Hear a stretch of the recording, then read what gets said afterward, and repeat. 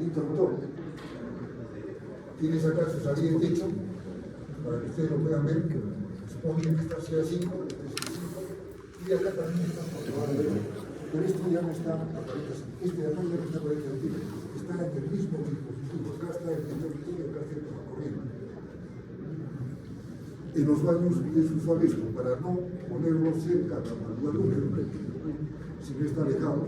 Y esto es un elemento que se utiliza bastante en los servicios, para la secadora, para la filtradora, en fin, lo que tengas que utilizar cuando utilices los servicios productos.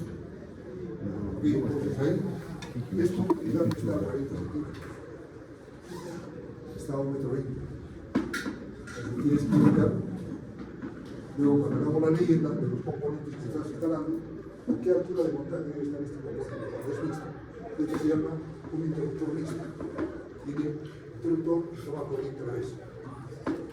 Para su diagrama de instalación, acá simplemente bajas 3 hilos. Uno es el de control, que pasa a ser el mismo para la otra línea. La otra es la línea activa, que viene directamente acá, y la salida de acá es la tercera línea que va al objeto controlado. Tiene que aprender que tiene que ser importante. Y ese es el diagrama unifilar. Bien, todos los componentes entonces tienen una codificación. Luego, el símbolo del tablero principal es este. Y este está instalado a 1,80 m. Es decir, pone su lugar casi accesible. Algunas veces se opta por 1,60 m.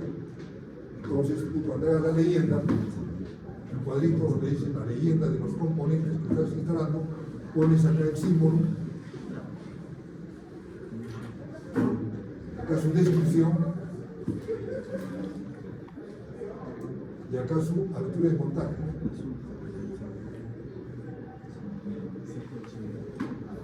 Donde tienes especial cuidado en la cocina. En tu cocina vas a tener el auxiliar que va siempre adherido a la pared. Sobre el auxiliar, el ama de caso que esté trabajando en la cocina pone los diferentes elementos que se aplican en las actividades de cocina. Llámese microondas, llámese licuadora, batidora, una serie de elementos. Los tomacorrientes para esos dispositivos no pueden estar abajo, tienen que estar sobre esto. Tampoco no al mismo nivel, porque si algo húmedo llega a la pared, se mete al dispositivo de tomacorrientes y puede crear un accidente. Entonces ya puede estar a 10 centímetros de la altura de esto. ¿Verdad? 10 centímetros y recién no ponen la salida.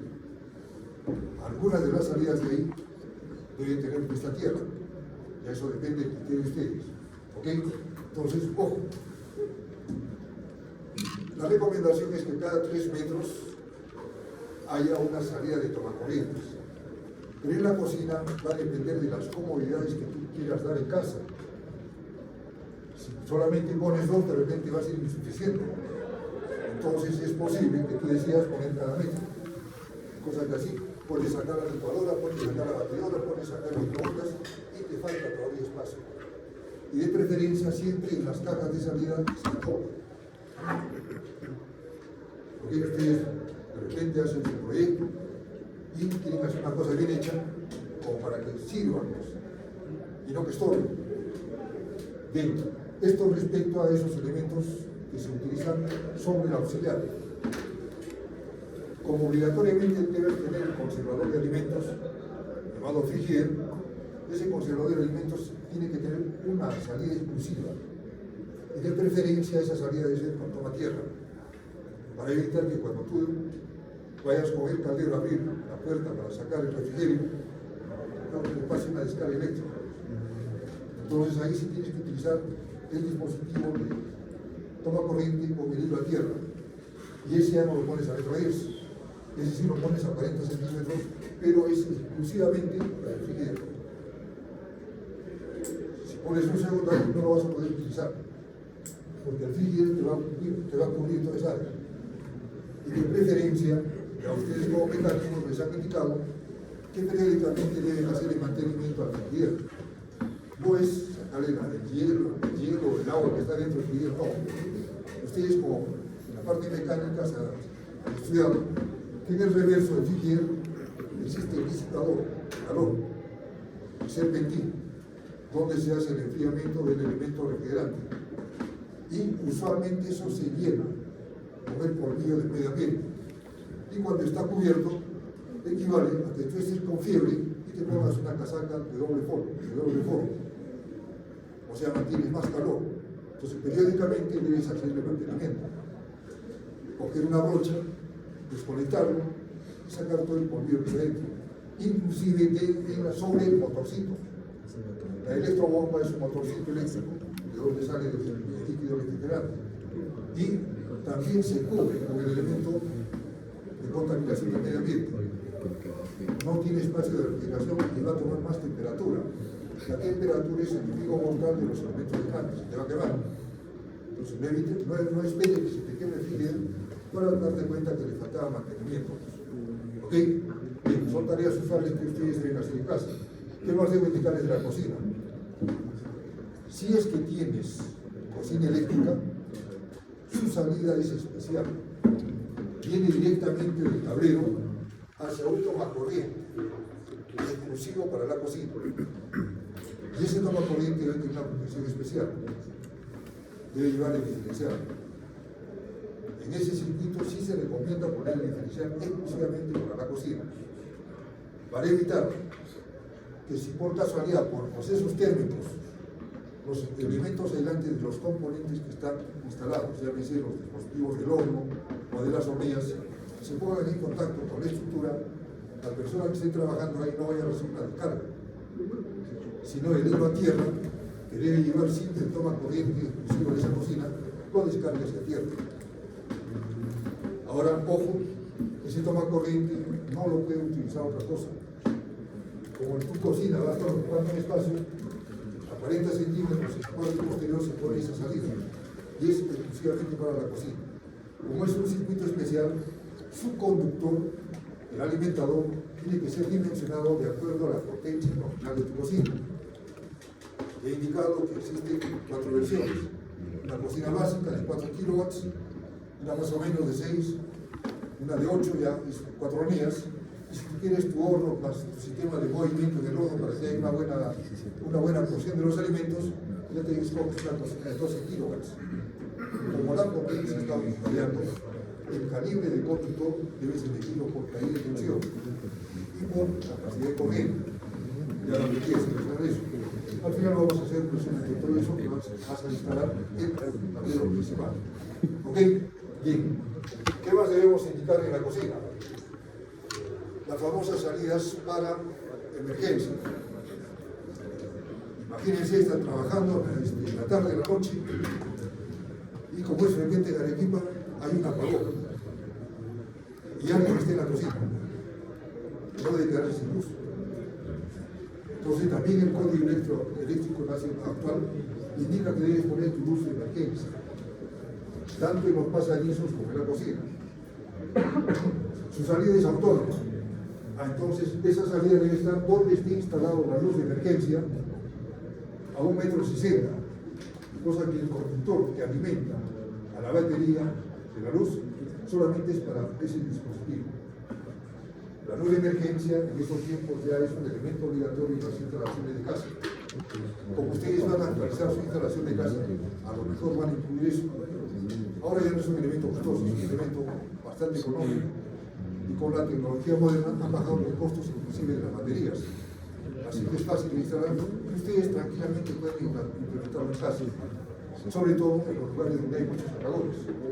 En las escaleras se recomienda siempre poner uno, y en la cocina donde siempre hay que hacer alguna cosa o está trabajando alguien ahí y requiere que esté luz. ¿Ok? Listo. Entonces, como eso estamos indicando cuáles son los elementos indispensables que debes utilizar. Ojo, es usar el sistema de comunicación o de señales, el famoso timbre. Ahora ya no se usa el timbre escandaloso, se usa el musical. Y eso debes ponerle en un lugar adecuado que no moleste. Entonces siempre cerca, donde siempre hay alguien presente. Entonces si un pasadizo cerca de la cocina, para que puedan recibir el mensaje y poder atenderlo. ¿Ok? Entonces su salida es una salida especial. Debe estar a 1,80 m para que puedas hacer la instalación del dispositivo sonoro y puedas identificar si es que tiene necesidad de abrir la puerta o no. ¿Ok? Algunas veces eso está asociado al sistema de intercomunicación. A lo mejor ustedes en casa tienen un sistema o viven en un edificio donde tienes en la parte inferior un llamador, un sistema de pulsadores, y de ahí va direccionado la señal hacia cada uno de los departamentos. Entonces tienes un teléfono llamado intercomunicador si quieres hacer el audio para contestar la llamada que se te haga haciendo en la puerta principal. Y tú eléctricamente desde ahí abres la puerta de abajo. En los sistemas de edificios es usual eso. De repente en casa también quieres implementar. Hay las famosas chapas eléctricas. Entonces tú, sin abrir la puerta, contestas con el intercomunicador, sistema de comunicación, es un teléfono interno. Si te conviene abrir, bajas y abres. Si no, simplemente le dices, no deseo la atención de ustedes. De repente es un vendedor, te está perturbando, te tocó el timbre, y en vez de bajar tú hasta la puerta para tener quién es, simplemente levantas el intercomunicador. La salida del intercomunicador, que es un teléfono interno, lo pones a 1,60 m. Su salida está ahí. Es una señal especial de comunicación que trabaja con baja tensión. No se mezcla con el circuito de fuerza. ¿Ok? ¿Qué otros elementos se utilizan en el siglo XXI? El famoso cable y el famoso internet. Hay señales de cable que se envían a través de elementos físicos. Es usual en algunos lugares. Entonces pones un cable especial dictado para señales, tanto de internet o para data, la interconexión de elementos de comunicación. Son cables de señales. Esos necesitan una línea especial. No se utilizan los mismos puntos por donde está la línea de fuerza de la señal eléctrica, porque trabajan con otro nivel de tensión. Y los cables eléctricos, como crean un campo electromagnético, inducen una tensión en los cables de data. Esos cables deben ser apantallados. Si ustedes han cortado un pedazo de cable de data, han visto que hay un tejido metálico en la parte externa, antes del elemento aislante. El objetivo de ese tejido metálico es crear el nivel de referencia cero, el voltaje cero, para que las inducciones por la acción de campos electromagnéticos exteriores no perturben la información que va a través de la data, que es de baja tensión. ¿Ok? Debe ser un sistema de salida independiente. Eso siempre va asociado a unas cajas de salida que son de tipo cuadrado. Son cajas cuadradas que están normalizadas, son exclusivamente para data. Cuando son señales eléctricas, las cajas son rectangulares, las que hemos utilizado en el laboratorio. Cualquier data no, ya saben, la caja es cuadrada. Y ojo muchachos, cada vez que pongan una caja que no tenga salida, sea con tomacorriente o sea con interruptor, que sirve solamente para facilitar la conexión de cables, debe llevar una tapa ciega. Si es que no hay un objeto ahí conectado, debe llevar una tapa ciega, para evitar que las famosas arañas o cualquier otro elemento, inclusive los ratoncitos que a veces se presentan en casa, se metan por ahí y te causen algún daño. ¿Okay? Sobre todo cuando el ducto es de una dimensión. Usas un ducto de 1 pulgada, tranquilamente el ratoncito se mete por ahí y te causa daño. Tú no ves el daño que te causa, no es un ratoncito, no se puede sacar ahí dentro. Pero si por hambre te mete diente al cable, ya sabes lo que te quiero hacer.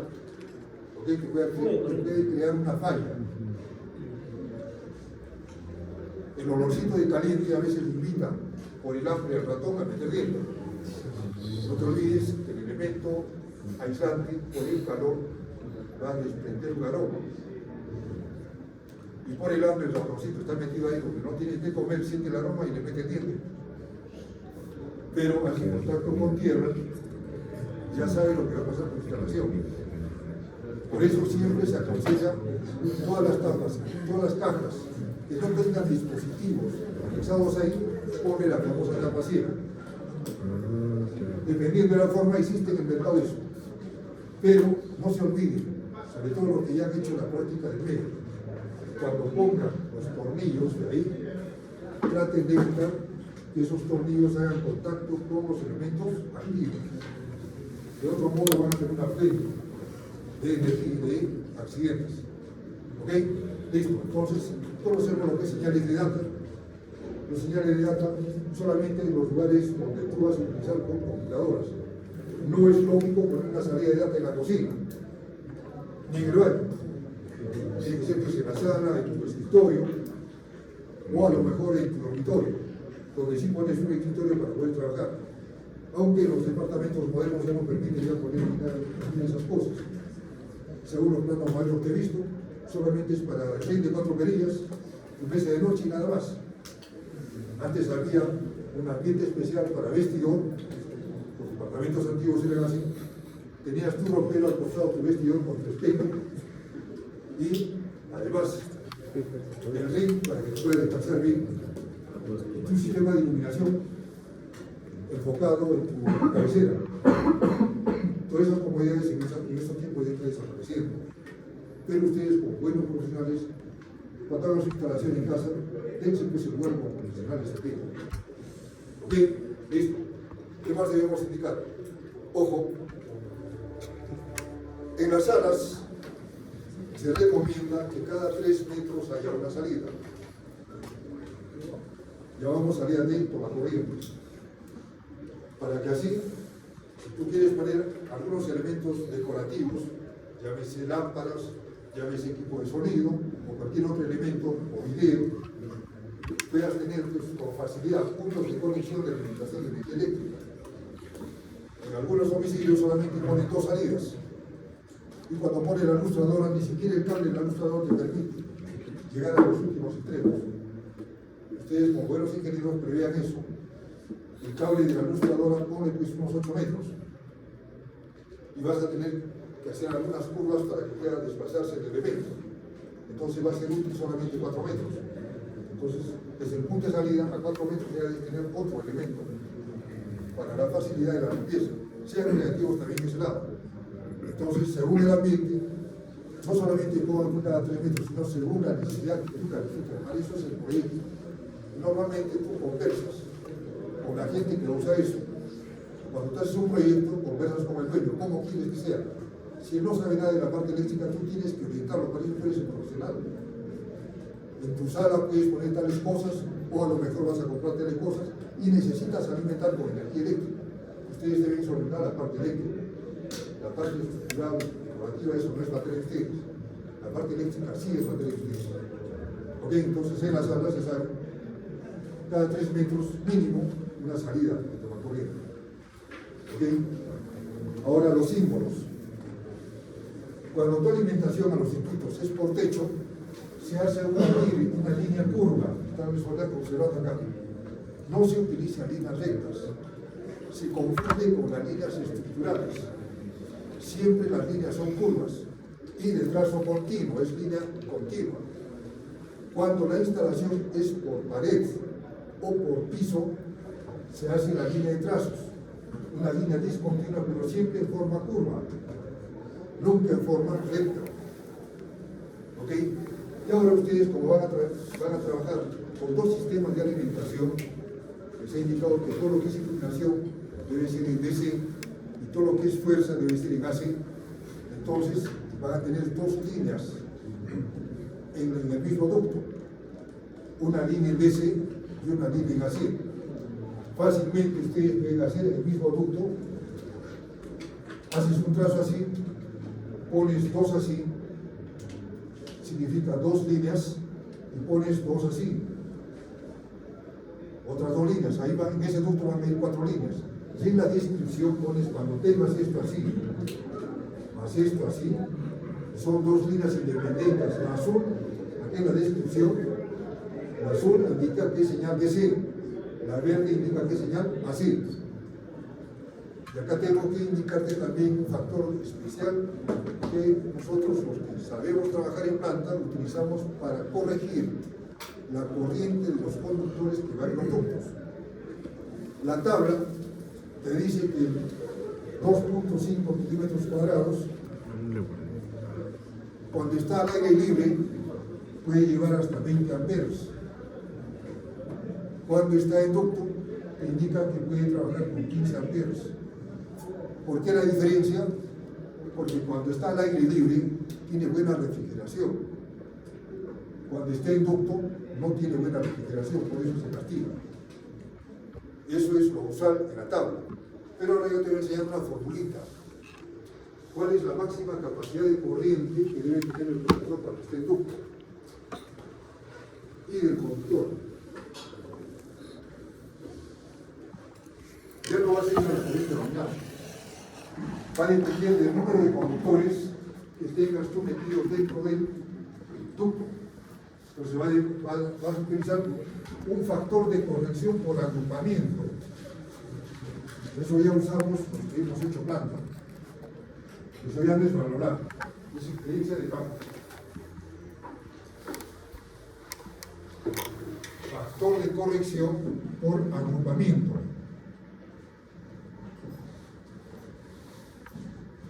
Es el primer elemento que debes considerar.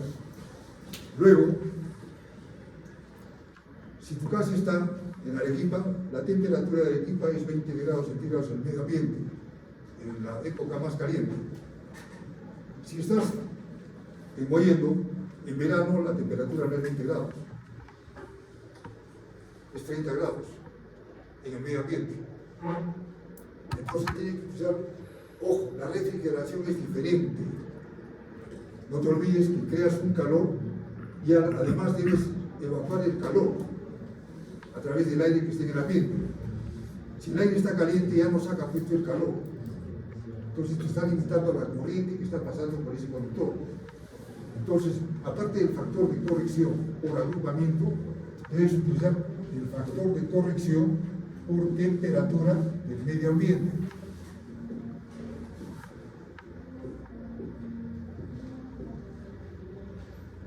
Y recién ahí le pones la corriente nominal de la tabla. Lo que tienes acá. Pues ahora ya vas a aprender a ser ingeniero. Ya no vas a meter cualquier conductor. Pues vas a evaluar en qué condiciones está trabajando ese conductor y cuánto es la corriente máxima que debes poner. Si no, ojo, suponte que estás metiéndole 6 conductores. No es lo mismo que trabaja 12. Tiene 6 fuentes de calor. Y el área es la misma. Pasa. Si el área es la misma, entonces tienes menos capacidad de refrigeración. Va a calentarse más el elemento aislante. Entonces debes corregir para que no se deteriore en los 20 años de vida media que usted tiene para el conductor. Para eso utilizas estos factores de corrección. ¿Ok? Les indico enseguida.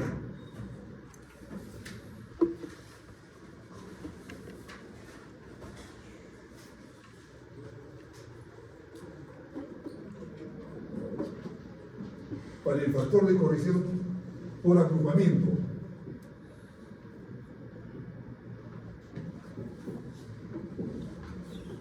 Si en tu ducto tienes de 4 a 6 conductores, de 4 a 6 conductores, el factor que debes utilizar este de acá es 0.8. El factor de agrupamiento es igual a 0.8. Por decirte, si solamente quieres hacer esa corrección, suponte que tienes 5 conductores en el ducto. Como ustedes de 4 a 6, utilizas esto. Esto aplicas a esto de acá. Si pones 0.8 por 15, 12 amperes. Entonces no puede trabajar con los 15 cuando estás agrupado. La tabla te indica que puede llevar el conductor solo 15, pero cuando está agrupado ya no puede trabajar con 15. ¿Por qué? Los otros también están participando con la generación de calor interno y va a degradar el material aislante. Ojo, eso es solamente porque es agrupamiento de conductores. ¿Qué otro elemento se utiliza Cuando ya trabajes en planta, ya no vas a trabajar ya solamente con 4 o 6 conductores. Metes 8 o 10. El ducto ya es de 1 pulgada. Entonces ahí el factor de corrección ya no es este. Cuando tengas de 7 a 24 conductores, de 7 a 24 conductores, esto lo utilizas en plantas, el factor de corrección, factor por agrupamiento, es igual a 0.7. Cuando trabajas con 25 a 42 es 0.6. 25 en inmediato superior a 42 conductores. En la industria es usual eso, ahí pasan las canaletas, tienes muchos conductores ahí. La capacidad de corriente ahí se le corrige con 25 a 42 conductores. El factor de corrección es 0. El factor de agrupamiento es 0.6. Cuando supera 42 más de 42, solamente pueden trabajar con un factor de agrupamiento de 0.5, es decir, solamente puedes considerar el 50% de su capacidad nominal. Si normalmente va a trabajar con 20 amperes, cuando está agrupado en un lote de conductores que supera los 40, que es usual en planta, ya solamente puede trabajar con 10 amperes, no puede trabajar con 20. Este factor de agrupamiento lo usamos en planta. ¿Ok? Y eso no está en el código. Es aplicación de lo que hacemos nosotros en planta. Bien. El otro factor de corrección está indicado por temperatura. No es lo mismo un ambiente donde tengas mucho calor, por ejemplo, donde haya procesos térmicos de hornos. En las fábricas de de galletas, donde se producen las galletas, ahí tiene mucho calor. La temperatura ambiente ahí ya no es 10 grados, tampoco es 20, temperatura del medio ambiente. El personal ahí está trabajando solamente en ropa liviana y está transpirando, porque la temperatura ahí es 30, 40 grados. Y estos conductores van a trabajar con esa temperatura. Esa temperatura va a influir también en el comportamiento del material aislante. Entonces debes corregir por factor temperatura. El diseño normal del conductor es para que trabajes con 20 grados centígrados. Esa es la condición ideal. ¿Ok? Pero si tu medio es un medio caliente donde va a trabajar el conductor, tienes que utilizar un factor de corrección por temperatura. Les indico, cuando tu temperatura del medio ambiente esté entre 30 y 35 grados centígrados, entonces voy a borrar acá para crear un pequeño espacio y los que deseen tomar interés puedan anotar. Pero ojo, si en el examen te pongo diseñe un proyecto de instalación, la temperatura de operación de los conductores de este circuito va a ser 50 grados centígrados, y si no utilizas los factores de corrección y haces lo que te enseñé, no esperes que te ponga 20. Vas a aprender a ser ingeniero, ¿no? Pues no vas a ser un adivino. Además, para aprender a usar las herramientas del código eléctrico, no tienes que aprender a la universidad. Simplemente saber leer y escribir, leerte el código eléctrico nacional y aplicas eso. Pero tú eres ingeniero, no eres eso. Bien. Entonces, ¿cuáles son los factores de corrección por temperatura? Factores de corrección por temperatura. Ojo, tú eres de importación. La temperatura normal en Europa en verano es 40 grados centígrados. No te estoy hablando pues barrabasadas, son cosas que tú vas a utilizar. Entonces, si acá en el medio tienes temperaturas que vayan entre 30 y 35 grados centígrados, el factor de corrección por temperatura que debes utilizar es 0.90. Factor de corrección 0.9. Es decir, si te das cuenta, tienes un lugar donde trabajas con un proceso de temperaturas y la temperatura promedio en ese medio ambiente es 30 grados centígrados. Y además, en el ducto hay 6 conductores. 6 conductores agrupamiento, punto 8. Temperatura, punto 9.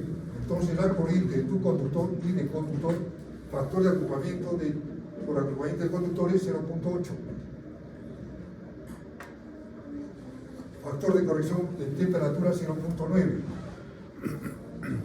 Corriente nominal 15. ¿Cuál es la corriente real que puede llevar ese conductor? Hazte la multiplicación y dime cuál es el resultado. Iones 12 amperes. Esa es la diferencia entre tú que vas a ser ingeniero y un transeúnte de la calle que lee el código eléctrico nacional.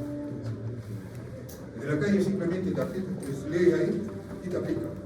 Tú calificas dónde va a trabajar esto y según eso indicas cuál es el conductor adecuado. Ingeniero, solo por preguntarle, esto de que nos dice experiencia en planta, ¿tiene alguna equivalente en algún código internacional? No. También es empírico. No es tan empírico. Es una inferencia. Eso lo usamos para instruir a la gente celante, para que haga buenas instalaciones en planta. Y los resultados son experiencia. Solo que eso falta implementarse en el código. Pero a veces quienes escriben el código son los que salen de la universidad y escriben nada más para tener un título de reconocimiento. Lo que hacemos planta, vivimos experiencia en base a cómo se comporta, cómo encuentras el material delante si no utilizas este factor de corrección por temperatura. Y a los 5 años vas y inspeccionas y te das cuenta que el material delante está como un chicle, perdió su consistencia. Ya te está indicando ya que eso es envejecido. Entonces tú preguntas por qué es envejecido. Y ahí sacas la conclusión de que es por la temperatura del medio ambiente. Y de ahí salen estos factores. Es decir, por eso se llama experiencia de planta. No es cuestión empírica. ¿Ok? Bien. Te he indicado que tú eres de importación, que a lo mejor te vas a trabajar en Europa. Y ahí hablar de 40 grados es casi normal en verano. Ojo, temperatura del medio ambiente ahí, no se puede caminar de día. Los que han ido por allá, ya han saboreado que si sales a mediodía a caminar a la calle te cocinas por el sol. Vas buscando la sombrita nada más. Y ustedes han visto en los videos que la gente se mete a las piletas públicas. No es que sean payasos, no, el calor es tan excesivo que te tienes que meter a la hora. Y la temperatura de la sombra no es 40 grados, es 45, ojo. Y esa temperatura soportan tus elementos conductores. Si no haces la corrección, está caliente por la temperatura, más le agregas el calor por las pérdidas de Joule, inevitables en los conductores, ¿qué va a pasar con el material grande? Se lo deja aquí. Por eso se aplican estos factores. ¿Ok? Te indicaba que cuando tengas temperaturas entre 35, vamos a cambiar el cronómetro,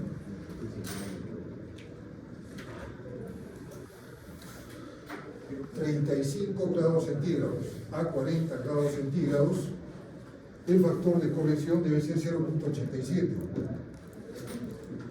Esto, por si acaso, se ha determinado estadísticamente. No es un número que se creó el ingeniero chileno para impresionar a los estudiantes, no. Son datos estadísticos. ¿Ok? Te he indicado que allá a la sombra, la temperatura en países desarrollados, en el hemisferio norte, por eso los incendios en los bosques, en la sombra llegas hasta 45 grados centígrados. Entonces, cuando tengas unas temperaturas de 40 a 45 grados centígrados, el factor de corrección ya no es 0.87. El factor de corrección debe ser 0.8.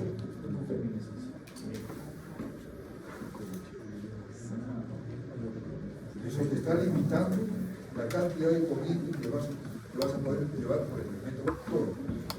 No te olvides la formulita. La capacidad real del conductor, lo real, es el factor de agrupamiento por el factor de temperatura por la corriente nominal que te dan las tablas del fabricante. Con eso vas a desarrollar tus proyectos en la parte cristiana. Son dos elementos que intervienen. Primero es agrupamiento y después temperatura. Así es. Cuando tengas temperaturas de 45 a 50 grados centígrados, acá de 45 a 50 grados centígrados, ojo, esto no lo vas a tener en el código eléctrico, te lo estoy dando en profecía para que tú aprendas a ser un buen ingeniero y seas de exportación, ojo, mi mente es eso. El factor de corrección es 0.71.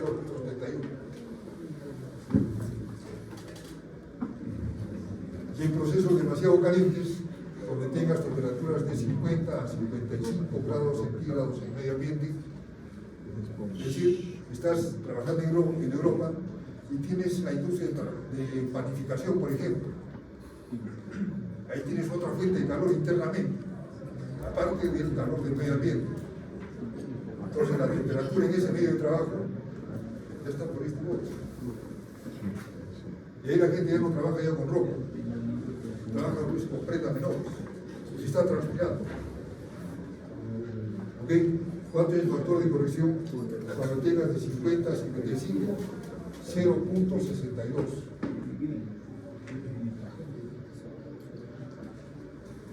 Tengan en cuenta entonces los elementos cuando hagan proyectos industriales sobre todo. Para casa suficiente es trabajar con estos de campo.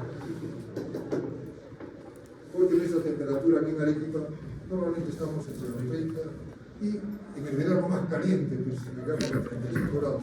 No es eso de acá. Acá con 25 grados ya estamos ya transpirando.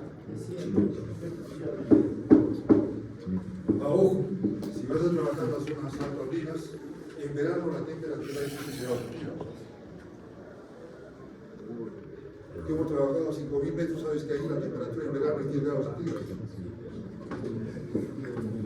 Entonces, dependiendo de dónde vas a hacer tu proyecto, tú utilizas estos factores de corrección. Entonces, cuando es un ambiente más frío, no, los jóvenes que han estado en Europa allá, la temperatura en invierno es -1 a -5. A ver, el factor de corrección ya no aplica. Es el de fabricación normal, es el 20 grados centígrados. El de referencia estandarizado para la fabricación de conductores 20 grados centígrados.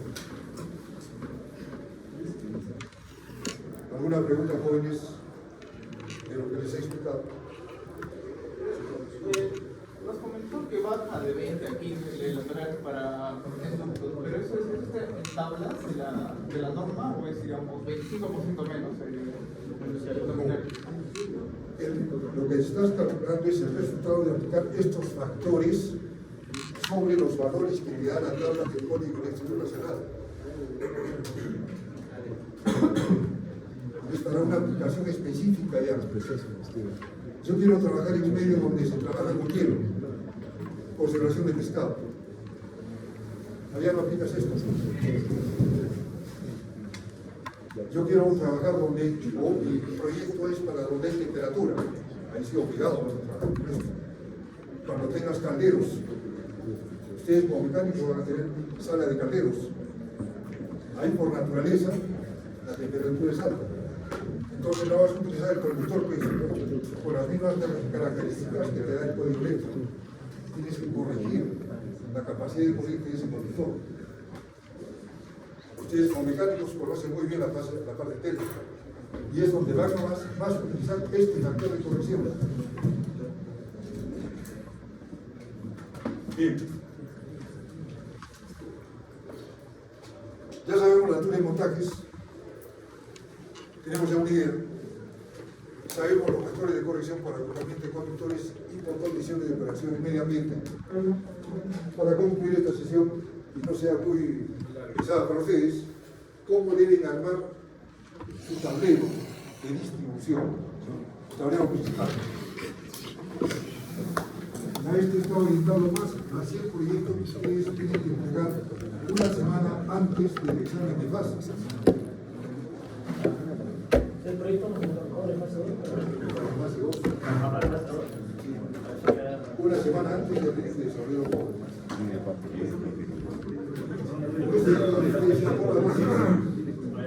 ver, ojo, el cuadro de máxima demanda.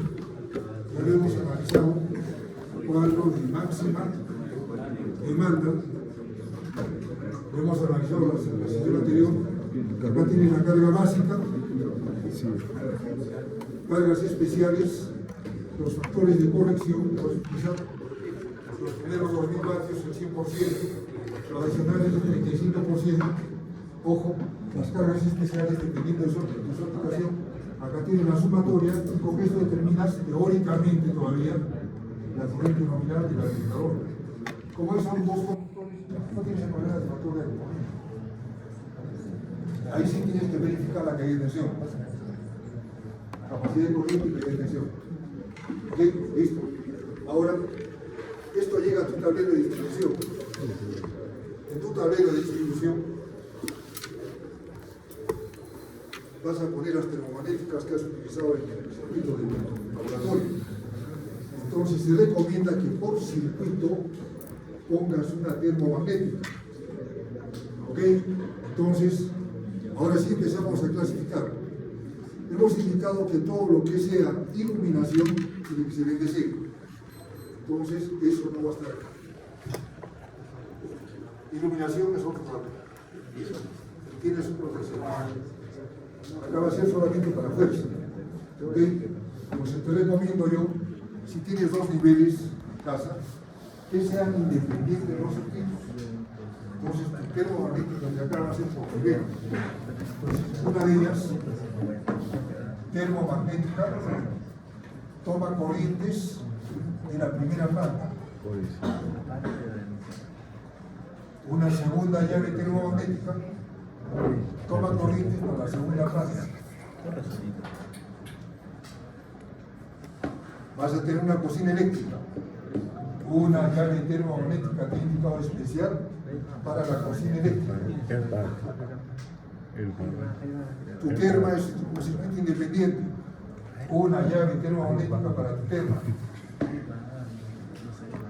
Además debes utilizar un espacio para la reserva, para el futuro crecimiento. Entonces debe crear un espacio acá para la reserva. Básico, por lo menos 4 llaves termomagnéticas en el tablero. ¿Ok? Ojo, solamente señales así. Lo que es toma corrientes de primera planta, de acuerdo a la tablita que has hecho de la máxima demanda, tomas eso como valor de referencia para la corriente de acá. ¿Ok? Este cuadrito es la carga básica. Suponte que sea 2000 o 3000 vatios. 3000 entre 220. ¿Cuánto es el resultado?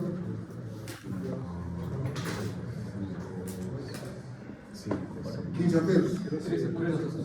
Es 2.5 milímetros cuadrados. Entonces acá, a la salida, ojo, pones así. Acá pones así. Y acá indicas 2.5 milímetros cuadrados. O 14 milímetros. La capacidad de corriente del termomagnético va a ser de 15 amperes. Esto está asociado con esto. Entonces acá, como con rojo,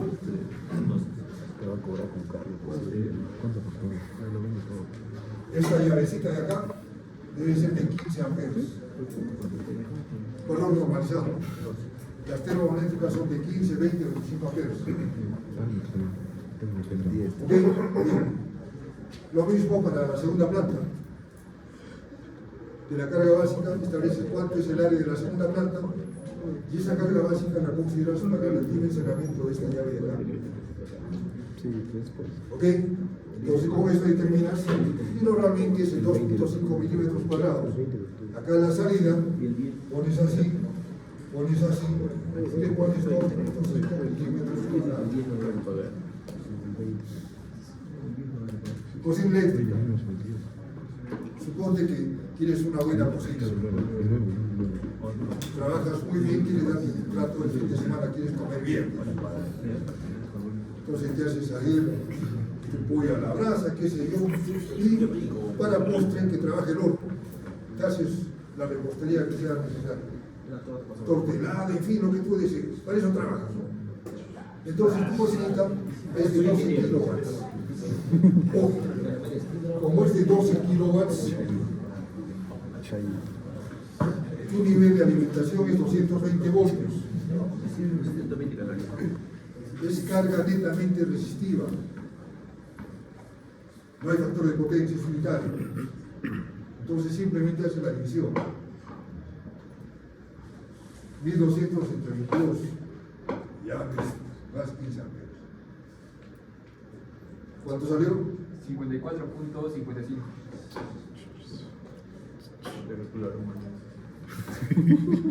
Suponte que le haga calculador. Como son solamente 2 conductores para la cocina de tierra, no califican. Son 3, pero la carga básica es de 4 conductores, 4 o 5. Como son 3 conductores, no hay factor de corrosión por agrupamiento. Entonces, simplemente por caída de tensión. Los tramos en la cocina, siempre el tablero principal está en la cocina. Puedes tener así. Y tu cocina está a 8 metros. Entonces no va a haber tampoco necesidad de caída de tensión por la longitud del circuito, porque los tramos son cortos. Entonces usualmente se toma el valor de la tabla. Ya no va a ser el 2.5. A lo mejor es el 4 milímetros cuadrados o a lo mejor es el 6 milímetros cuadrados, dependiendo de la corriente que tengas conectado acá. Ahí se trabaja bien porque es la tabla de código eléctrico. Por el valor que ha hallado, más o menos debe ser el 6 milímetros cuadrados. Entonces ustedes, dependiendo de eso, y ojo, ¿para qué te sirve?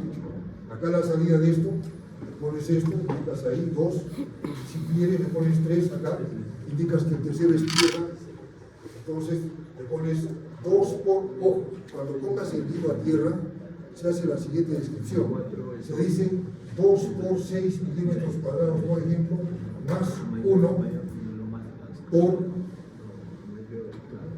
4 milímetros cuadrados, 4 milímetros cuadrados es el conductor de tierra. Entonces estás indicando que acá son los 2 activos para la línea activa y este para el circuito de tierra. Y acá te estás indicando que son 3 líneas, porque hay 3 conductores en el loop.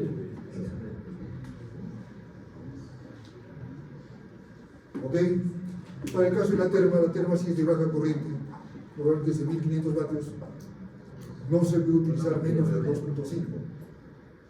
Teóricamente te sale el 1.5, no se puede utilizar. El menor calibre es el 2.5, entonces acá pones el 2.5. Bien, ¿cuál es el símbolo que han aprendido a utilizar en la llave electromagnética?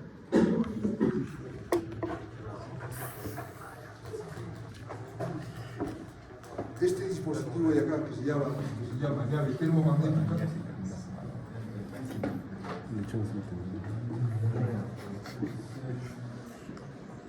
es un interruptor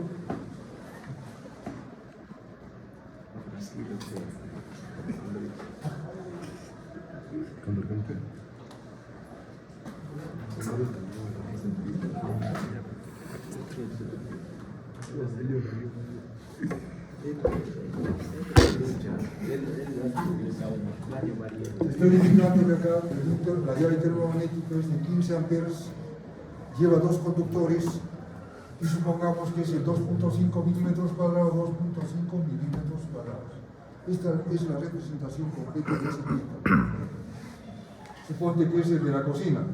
Pones acá el dispositivo que se llama llave termomagnética, le pones que acá es de 60 amperes, por tomar un ejemplo, y ojo, si le salió 54, no existe esa llave. Se toma la inmediata superior. En este caso estoy poniendo a 60. Ojo, los conductores que estamos indicando acá son 3, 1, 2, 3. Son 2 por 6 milímetros cuadrados, que son los que llevan la energía eléctrica, 2 milímetros cuadrados, más 1 de 4 milímetros cuadrados, que es el conductor de tierra. Esta es la forma como tiene que hacer la simbología en el diagrama unifilar del tablero de distribución. El cuadro de cargas es este. El diagrama unifilar es este. Para la terma le pones otra llave termomagnética y indicas solamente dos conductores, 2.5 milímetros. Acá puedes poner iluminación en la salida de la flechita, iluminación primera planta. Si dos plantas, haz otra flechita, iluminación de segunda planta. Acá le pones cocina. Acá le pones a la salida al extremo de la flechita, le pones termo. Y con eso tienes la descripción completa de los elementos que estás aplicando en tu proyecto. ¿Ok? Preguntas. Ingenieros, para los tomocorrientes, se toma solamente la carga básica. No la sumatoria. O la sumatoria de la carga especial más la carga. Como estás ya discriminando primera y segunda planta, toma la carga básica. Te explico por qué razón. No vas a poner la registradora, el equipo de sonido y el televisor simultáneamente. El ruido del registrador no te permite el equipo de sonido. No vas a estar con el registrador y viendo el video. El factor de simultaneidad se llama eso. De utilización de todos los equipos es bastante bajo. Entonces sí utilizaríamos la sumatoria de la básica más la carga especial para